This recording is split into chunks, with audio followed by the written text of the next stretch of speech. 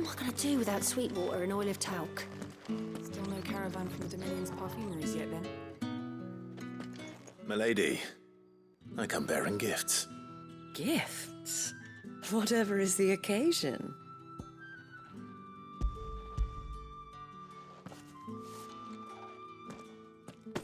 Oh my. Clive, you really have outdone yourself. Otto asked me to give it to you, to settle the Hideaway's debt with the Veil, and to compensate you for the time it took us to do so. You disappoint me, Clive. I thought you might finally be warming to me. Tell Otto he can keep his baubles. I tried to tell him as much the first time around. The man owes me nothing, nor does the Hideaway. My contribution to the restoration effort was made freely and willingly. It was the least I could do. You once told me Sid did you a kindness.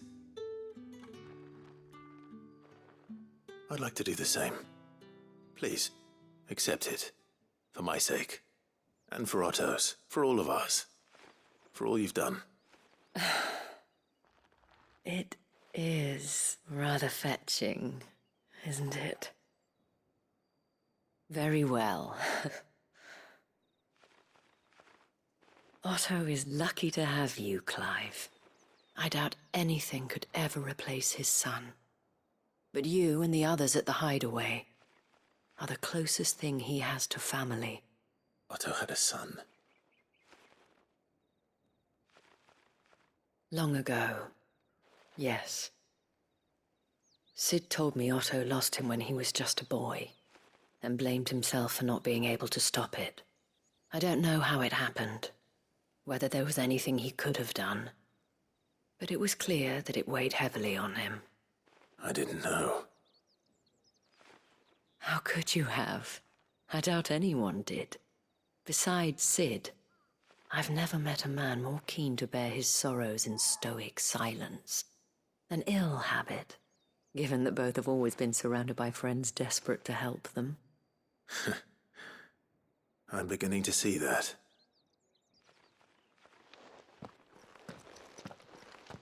Go will want to know the stones were delivered. If he's still with us.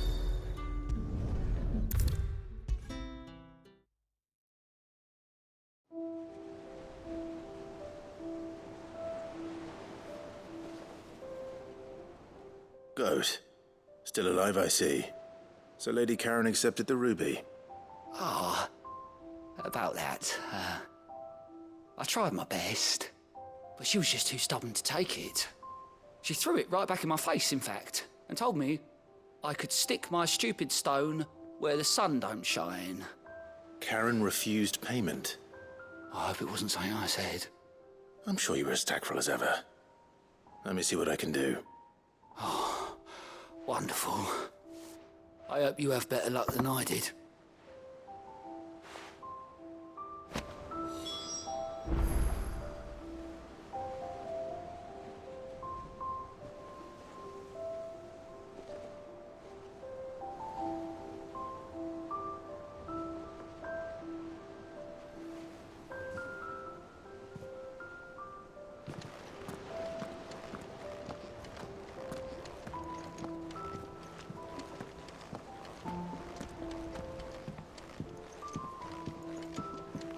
Mid told me she was building a ship.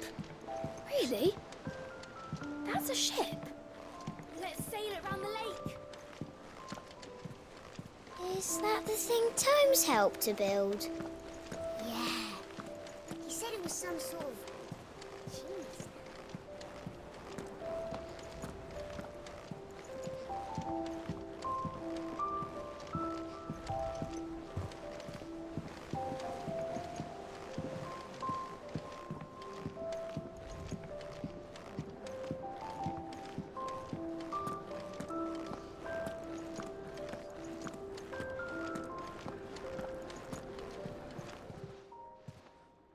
Lady Karen, Goat tells me you weren't happy with our offer.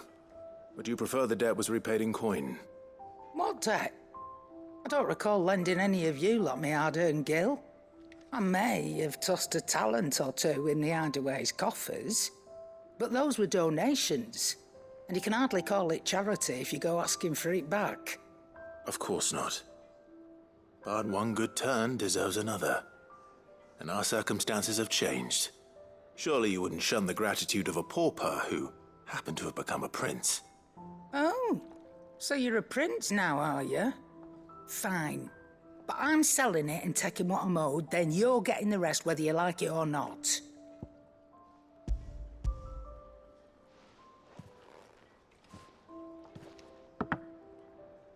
Where'd you even get this? A decent trader might nab 1,000 talents for a star ruby.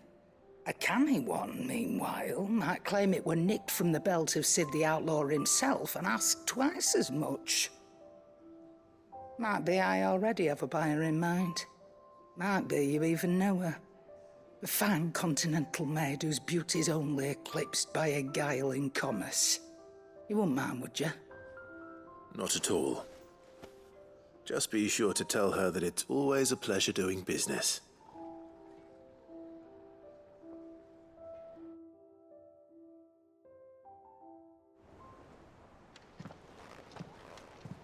I hear you ended up delivering all 3 stones.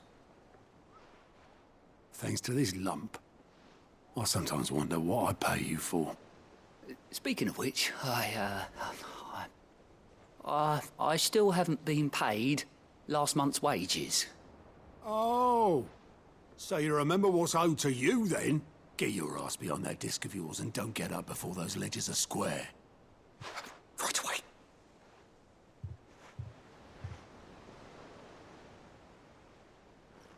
I've seen that before. Yeah. Plenty of times. It was the only goblet Sid ever used. Either out of habit, or because the filthy sod couldn't be bothered to find a clean one. I knew so little about him. Like most people. Martha and the Dame both seem to have fond memories of him. I bet they do. How long did you know Sid before he... Before he died. 20 summers, give or take. Back in the day, I was a purser on a trade ship, which is where I met him. He bought passage to... I forget where. And having nothing better to do on the long nights, we set up drinking island rum till the morning bell dragged me back to my duties. Quit my post not long after that. On account of making a fine maiden's belly fat. But me and Sid stayed close, promising we'd one day sail the seas again.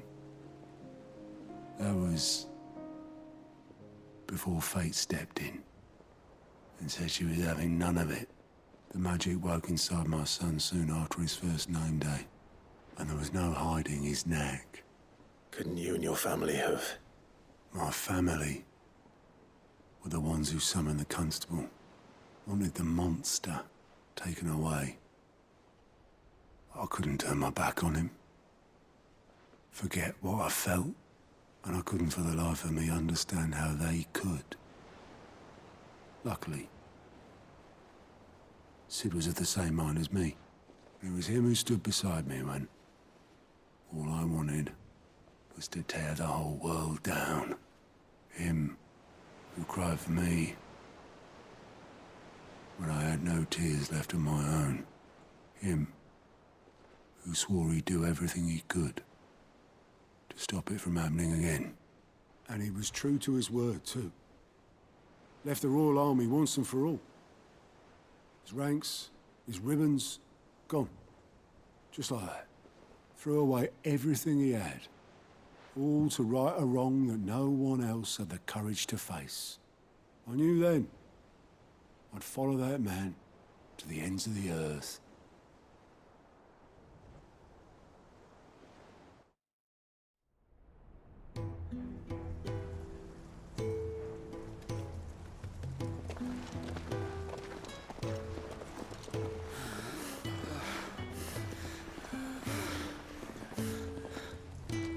He was always too clever for his own good, was Sid. Saw the world for what it really was, while the rest of us were content to go along with the lie we were shown. And it can't have been easy, bearing that burden alone.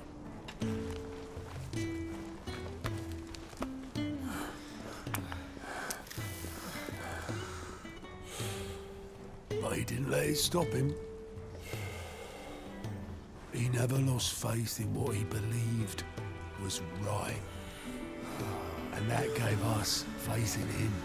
Faith he'd steer us true. So I swore to myself that I'd always be right behind him, ready to catch the stubborn sod, if ever he should fall.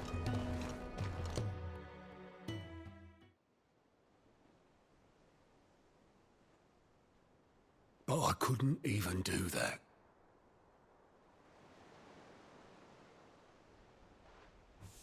Ignore me. Just the ramblings of a tired old man. Leave that lot. I'll tidy it up in a bit.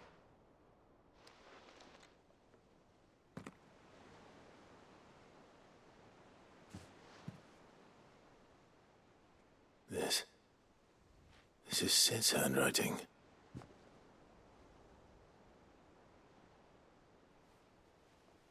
Dear Otto.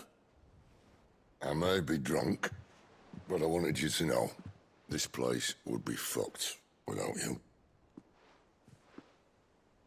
I love you, you grumpy old sod.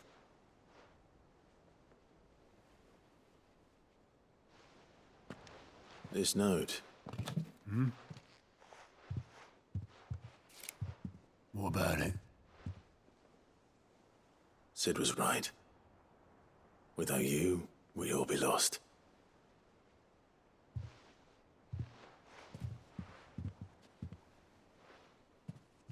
He should have bloody well said so then. Just once. Before he went. But then, why would he? Him, or anyone. I'd only have told him to piss off.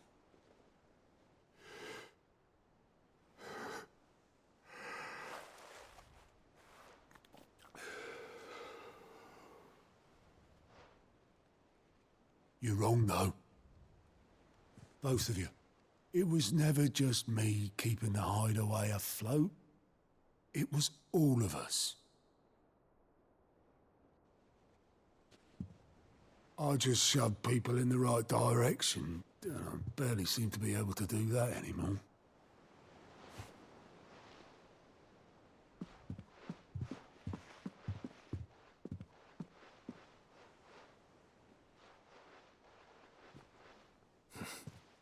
Would you rather go at the helm? Well, maybe I've got a few more years left in me. I'm going to hold you to that, Otto. Before you go, Sid would have wanted you to have this. But that's... This'll do me just fine.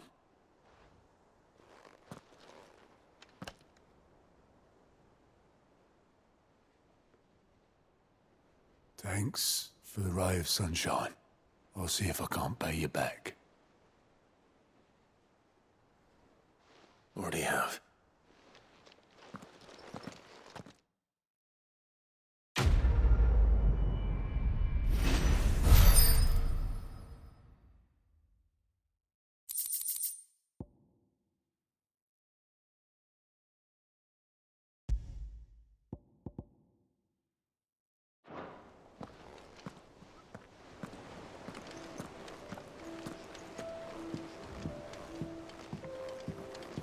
Mid told me she was building a ship. Really? That's a ship. Let's sail it round the lake. Is that the thing Tomes helped to build? Yeah. He said it was some sort of...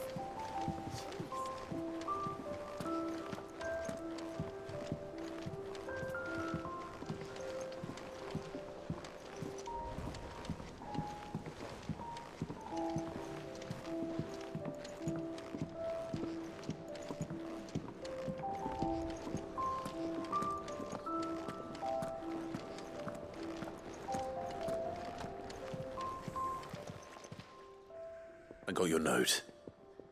You think something's wrong with Torgal? So you can read. Congratulations. But I didn't say I were wrong with him. I said something weren't right. He's not been eating me treats. He used to love cracking the bones from Molly's boiled brown, but now he won't so much as look at them. Didn't like him. Which is why I'm of a mind that his mind's on something else. You've not been working him too hard, have you? No harder than usual. Is that it, boy? Do you need a rest? What was it you said he was? A frost wolf? That's what the lawsman seems to think. Then maybe this all has something to do with whatever it is that's woken inside him. I suppose things have been different since Rosalith. Perhaps Hippocrates knows something. Instead of everything, you mean? Perhaps.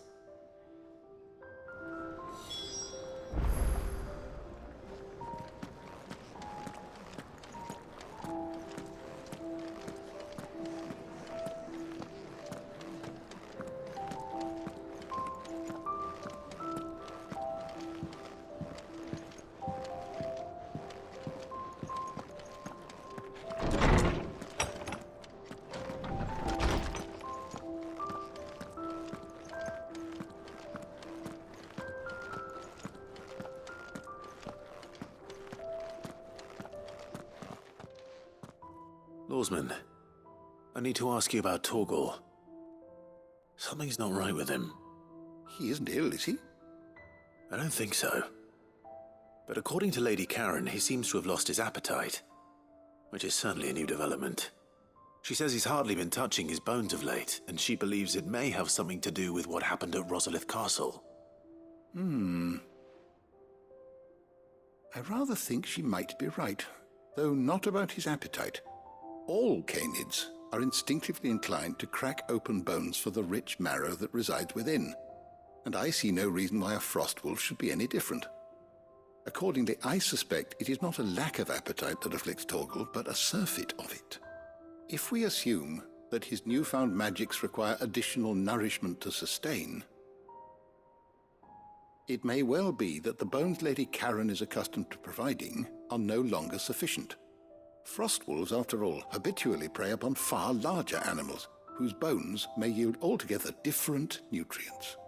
As to where one might find a suitable substitute, some antelopes that graze the meadows of eastern Rosaria have been known to grow to a size more than double that of their lesser cousins. I don't recall ever seeing any that large. And little wonder. The oldest and largest such creatures rarely leave the safety of the highlands for fear of predators. The last elder antelope sighting I recall hearing about took place near Cressida, and that was long before the village was abandoned. Even so, it seems like a good place to start. Good hunting, Clive.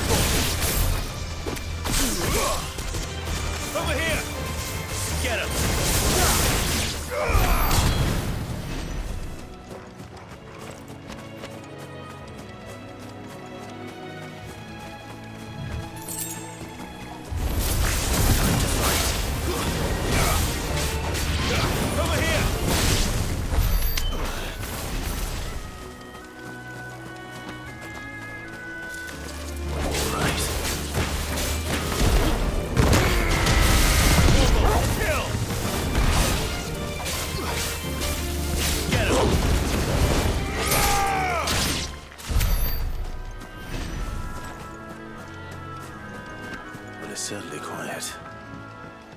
If I were a giant antelope, it would seem like just the place.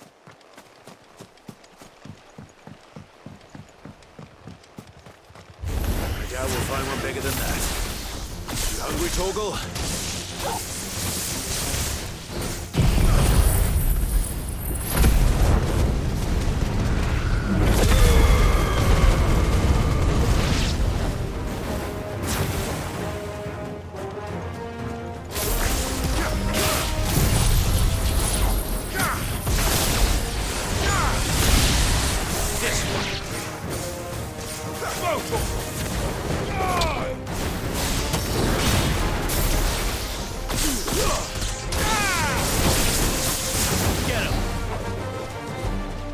This one. You lose.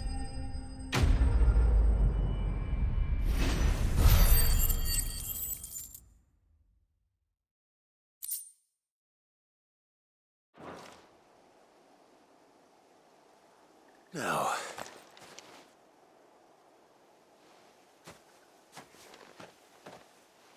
Will it be enough, I wonder?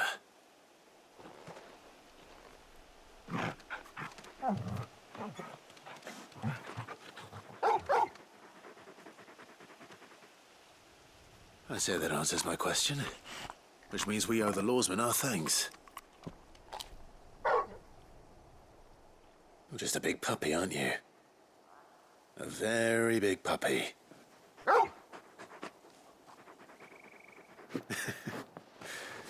You do know you can take that with you, Torgal. Lady Karen will be relieved to hear you've got your appetite back. Come on, boy.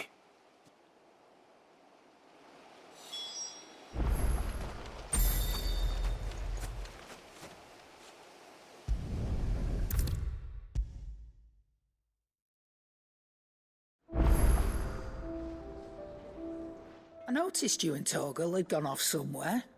Take him for a walk, did you? You could say that.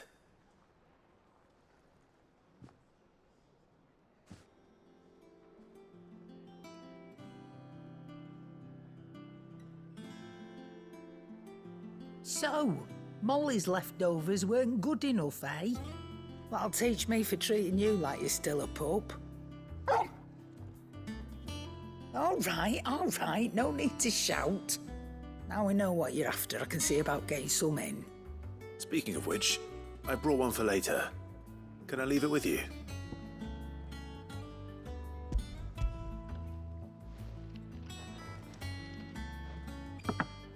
You can, aye. I'm nice like that. In return, you can thank Tomes for me. The bloody know-it-all. I was just on my way to see him.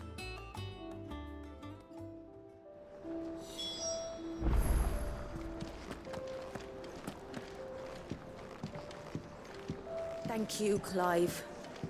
Not just from me, but from Kenneth, too.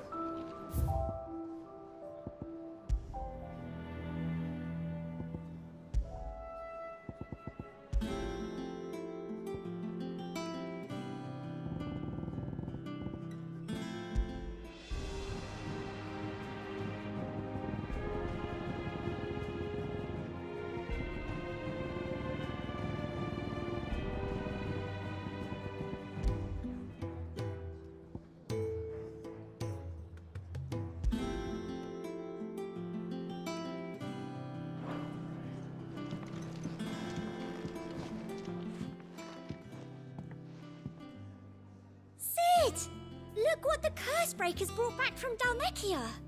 Said they were all the rage in Dalamil. Looks sort of funny if you ask me. I'll be damned. Have you had one before? Something smells good. What are we having? Bombs! And they are good. You should try one.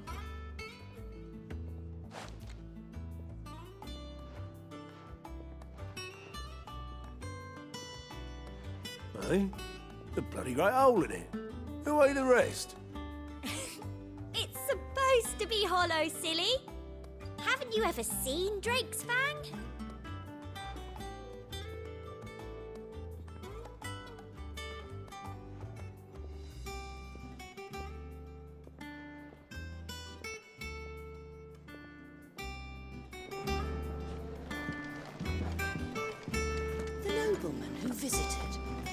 Was that really Sid's uncle? It was, and I hear.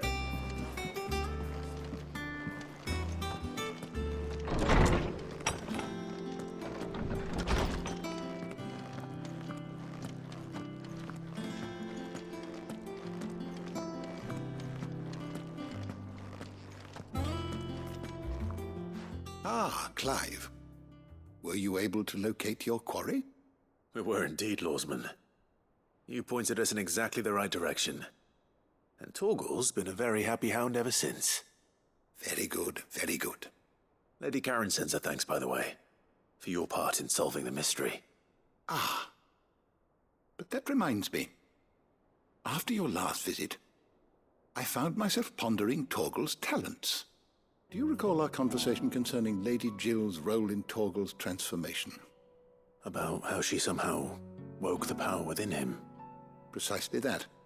A reasonable conclusion, I thought, but one which raised certain questions in my mind. You see, the Fenrir of legend served Shiva and Shiva alone. And while the powers attributed to him are certainly impressive, the records imply they are somewhat different in nature to those you described Torgal as having used. What are you suggesting? That Torgal may be the beneficiary of more than one icon's power. Consider that in addition to Lady Jill, he has served as a loyal companion to you, your brother, and even the late Sid. In short, the icons hitherto near at hand, or should I say at paw, have been diverse and plenty, and that number has only grown as the realm's dominance have fallen to your sword. One can but speculate as to how all of this has affected Torgal. He has seemed more fierce of late. And if I am not mistaken, he will grow fiercer still. We are fortunate indeed to be able to count him amongst our allies and not our adversaries. Oh, he's more than an ally. He's a friend.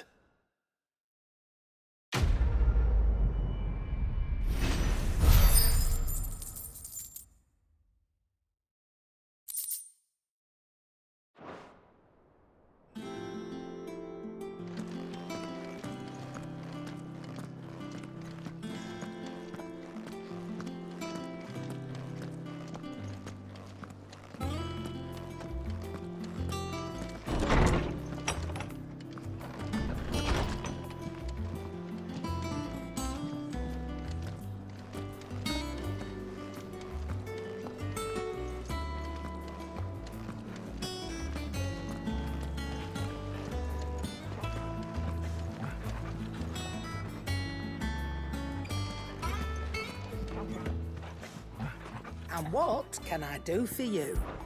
Try not to get yourself killed, eh? I heard what you told Nan about Kupka.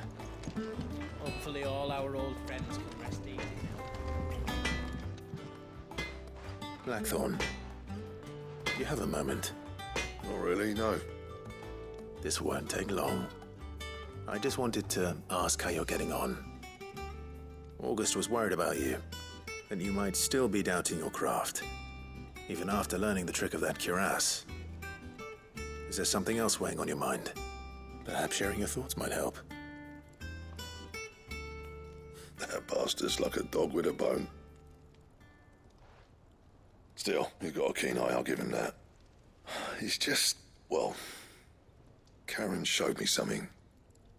Something I've never seen before. And that was? A sword. An odd-looking thing with a single-edged blade. The metal itself wasn't anything to write home about, but fuck me. The edge on it. You could slice a man clean in two with a weapon like that, and he'd be halfway home before he even realised he'd been cut. So that's what's troubling you? Nah, no. Not troubling me exactly. More distracting. Can't stop thinking, how do you get an edge that sharp? It's driving me mad. And if you knew how to do it, we could arm the curse breakers with even better blades. That's about the size of it, yeah. I'll see what I can find out. Sharper swords are always welcome. And we can't have our master blacksmith being distracted. You're a soft touch, you know that. but I can't say I'm not grateful for it. Good luck, eh? Thank you. Let's see what Karen knows about this sword.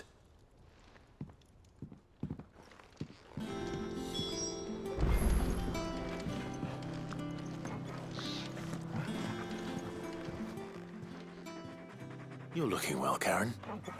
What do you want? Out with it. I want to know about the sword you showed Blackthorn.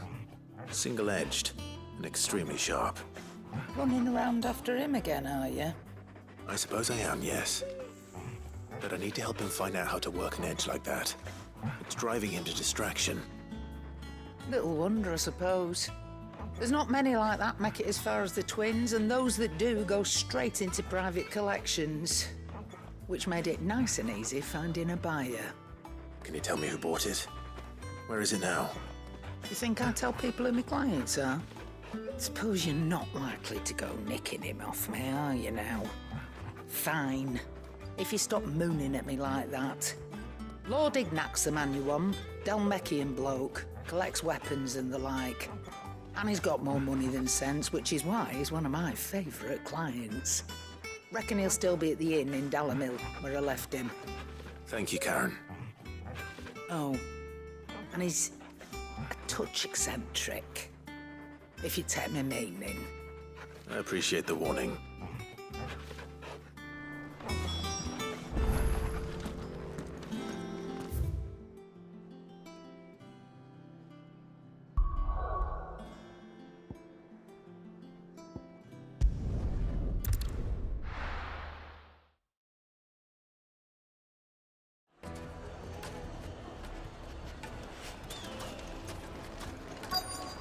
People take notice of wealthy men.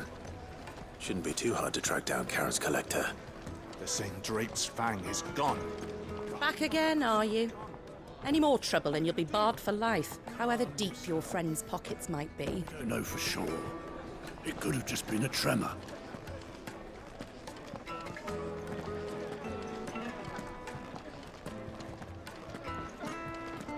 Here. You. Listen. I've got this theory. The Fallen, I don't think they all fell. Some of them are still living among us. You could be one of them. I could be one of them.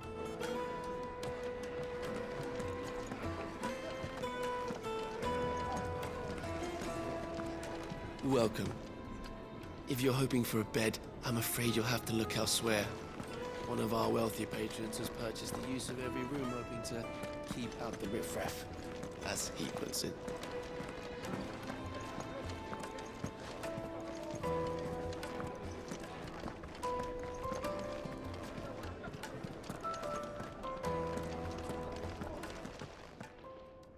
My reputation will be ruined! Ruined! Calm yourself, Lord Ignac, I beg of you, before you do yourself a mischief. Pardon the intrusion, but... Out! Get out! I paid for these rooms so I wouldn't be disturbed. Leave me be! Please, allow me to apologize. His lordship is going through a difficult time, and he's never been fond of guests arriving unannounced. Radim! Get rid of the filthy oaf this instant! Very good, Lord Ignac. Would you mind stepping outside for a moment?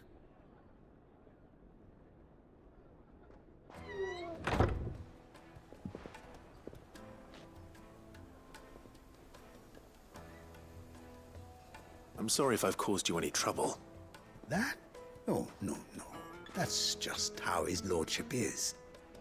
Though the morning's events have left him somewhat fractious. He has been dispossessed of his luggage, you see. The thieves also made away with a considerable amount of coin. Coin the innkeeper will soon be keen to collect. I don't suppose a certain blade was among the stolen items. A single-edged sword. It was purchased from a merchant friend of mine. Ah, you know Lady Karen. Yes, I'm afraid it was. Then I'll retrieve Lord Ignac's luggage. But I have one condition. You have but to state it. You are welcome to anything that is within my power to grant. I want an audience with Lord Ignac. A few minutes should be enough. Then I'll be on my way. A condition I would be a fool to refuse. Of course, you shall have your audience. I don't suppose you saw where the thieves went? I did not, no. Though some discreet inquiries made on his lordship's behalf mean that I know where you might find them. The bandit's bed. Every ill-gotten coin in Dalamal is said to pass through that disreputable corner of the Valcroy. And that's where I'm heading. I shall speak to Lord Ignac in your absence, and arrange for an audience upon your triumphant return. That will be very kind of you. Farewell, and best of luck.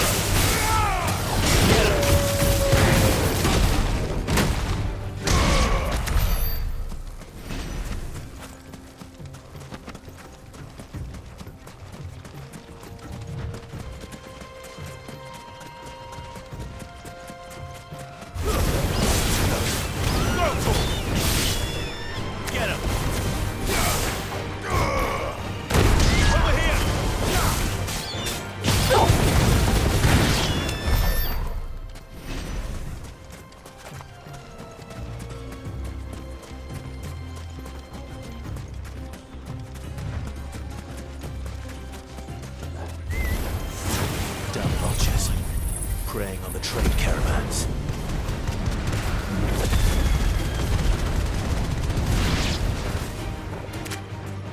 You've picked the wrong target.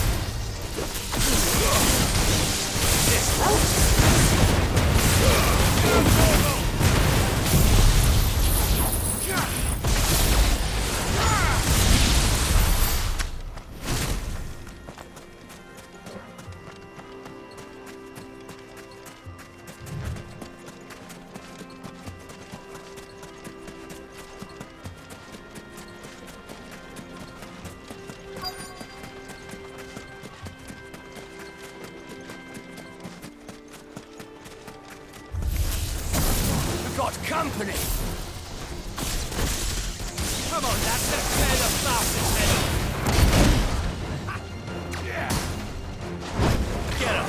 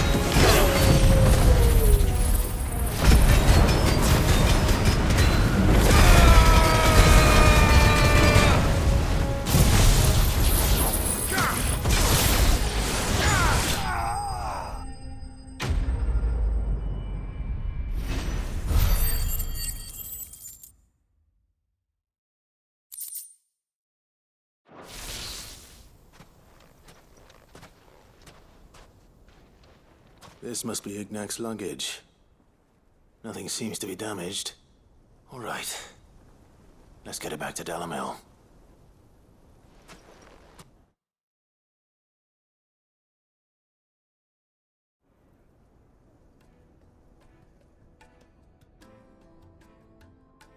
I hear I have you to thank for the return of my effects. What shall I call you, my good man? Wyvern. Glad to make your acquaintance. A formidable name indeed. Well, Wyvern, I appear to be in your debt. Redeem here tells me you wished for an audience. Is that all? A few moments of your time should suffice, yes. You're a peculiar fellow, Wyvern. All right, speak. Master Wyvern was wondering if you could tell him about a certain single-edged sword you recently acquired. Oh, a true work of art, that one. Karen drove me hard on the price, but I would have sold her Radim here to get my hands on that sword. It was made in the Outer Isles, far beyond the Twins, and is used exclusively by the practitioners of a unique school of swordsmanship. They believe no combat should ever exceed a single strike, and hone their blades to such perfection that none ever does. Each sword is made for that one perfect stroke, and for that stroke only. They crack upon a second blow. There's a brutal sort of beauty to it, really. But how do they hone such an edge? Fine question. Why, they use a whetstone, of course. Whetstones, rather. A whole array of them, ranging from the coarse to the fine. 10,000 licks with the sharpening stone, then 10,000 more. But it is the final stone which lends the blade its legendary sharpness. A mineral quite foreign to this great realm of ours. And that is the key. The secret ingredient. Wyvern, it occurs to me that my little lecture is hardly equal to services rendered. Take this, together with my regards. The very stone of which I spoke, far rarer among collectors than even the blade itself, and a far more fitting payment. Thank you. Pardon the intrusion, my lordship. However, it is long past time we prepared ourselves to depart. So it is. I am locked in bitter competition with a rival collector of curiosities. I am one step ahead of the unscrupulous scoundrel, but he is hard at my heels. Are there many other collectors out there? Too many to count, but only one do I consider my nemesis. Lord Byron Rosfield, and is a perennial thorn in my side. I can imagine. Farewell, Wyvern. May our paths cross again. Radim, we mustn't dawdle.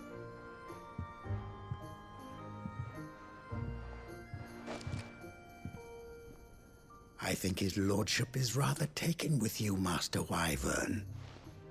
Thank you again for your assistance. Coming, my lordship. I'll be right there.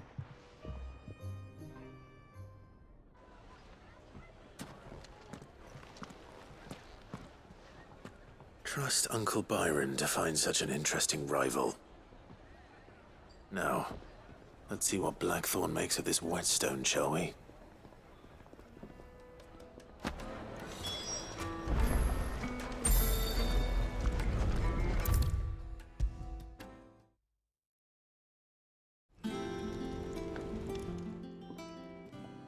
Sorry for the wait, but hopefully you'll agree it was worth it. You learned something about that sword, then? I did better than that.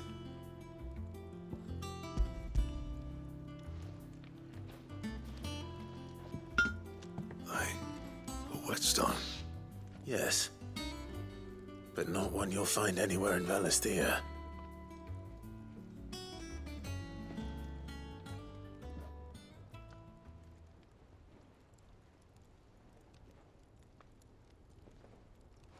No wonder I couldn't get the same finish on the grinding wheel. One hit and all done, eh? Might not be so bad if all you ever fought were duels. Good luck on the battlefield. Your second opponent would be your last, no matter how good you were. Even so, is there some way it could be used to give the Curse Breakers an edge? I think so, yeah. With this whetstone and the right kind of steel, I could probably even make a twin of the blade to rattle me. But there'd be no replacing this little rock once I worn it down to a sliver. I reckon we get a dozen swords from it, if that. Swords that the Curse Breakers wouldn't know how to wield properly, and that would see them through a single fire piece. Nah, no point trying to copy that thing. Be about as much use as a wax anvil. But finishing our blades with a whetstone this fine, now that's something to consider. And what's finer than fallen masonry, eh? Or more hard-wearing, for that matter. Just imagine it. Good Valisthean steel with an edge as sharp as any found in the Outer Isles. I won't make a copy, nah. I'll make something much better. I'm sure the Curse Breakers will be delighted. Just don't push yourself too hard. Don't you worry about me, Sunshine. I've been working day and night since I was half your age, and I'll still be here when you're long gone. Hey, thanks, Clive. I mean it. I owe you one, August too. It's good to know someone's looking out for me. He'll be happy to hear you said that. And I'll see that my debt to you's paid. First new blade I make's got your name on it. You come and find me when you've got the materials. All right. I will.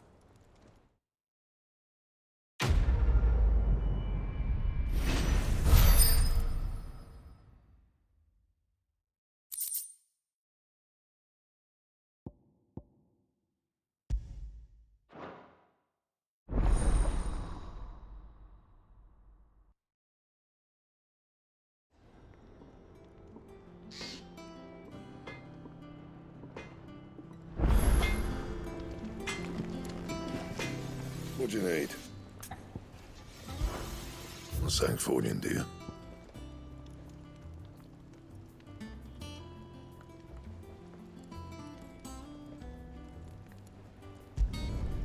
Not bad, if I do say so myself.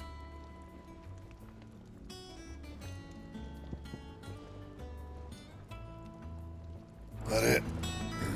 Fine.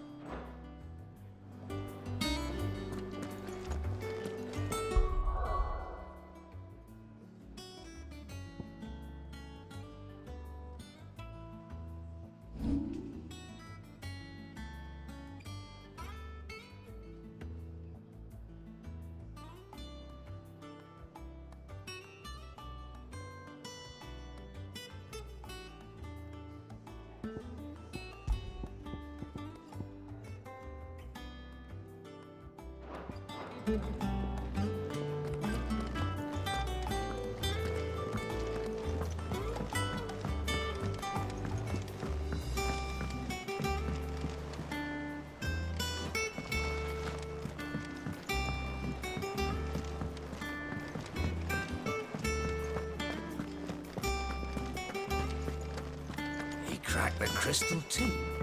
You're joking.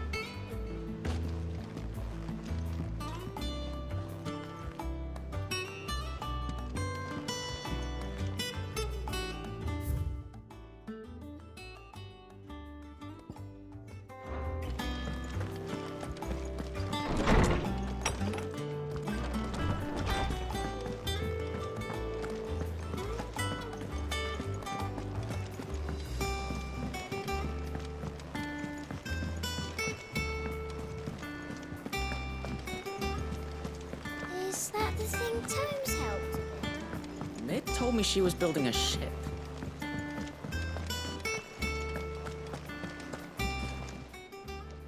Oh, I wasn't expecting you back so soon.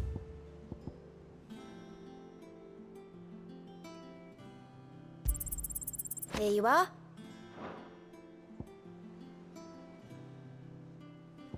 Best of luck out there, Sid.